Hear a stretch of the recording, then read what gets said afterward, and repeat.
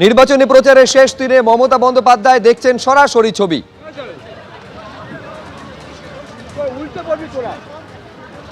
সুকান্ত সেতু থেকে পদযাত্রা শুরু হয়েছে। মমতা বন্দ্যোপাধ্যায়ের 4টের কিছু আগে এই মুহূর্তের ছবি জানবো। সন্দীপ সরকার আমাদের প্রতিনিধি রয়েছেন। সন্দীপ,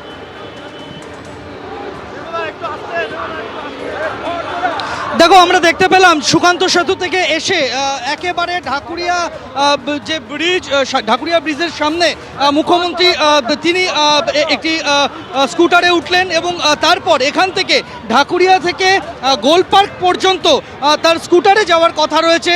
তারপর গোল পার্ক থেকে আবারও নতুন করে আরেকটি মিছিলে তিনি যোগ দেবেন, সেখান থেকে আবার পায়ে হেঁটে কিছু দূর যাবেন। এইভাবেই, যেহেতু হাতে সময় কম রয়েছে, অল্প সময়ের মধ্যে প্রচার শেষ করতে হবে এবং প্রায় 4 থেকে 5টি বিধানসভা এলাকা ছুঁয়ে যাবে তার এই পদযাত্রা। ফলে কিছুটা পায়ে হেঁটে, কিছুটা মোটরসাইকেলে করে মুখ্যমন্ত্রী তার এই যে শেষ বেলার প্রচার সেটা সেরে ফেলতে চাইছেন। তাই আমরা দেখতে পেলাম একেবারে কিছুটা পায়ে হেঁটে, কিছুটা স্কুটারে চেপে এবং তারপর ফের পদযাত্রায় অংশ নেবেন মমতা বন্দ্যোপাধ্যায়, কারণ প্রচারের শেষ দিনে সময়ও খুব কম।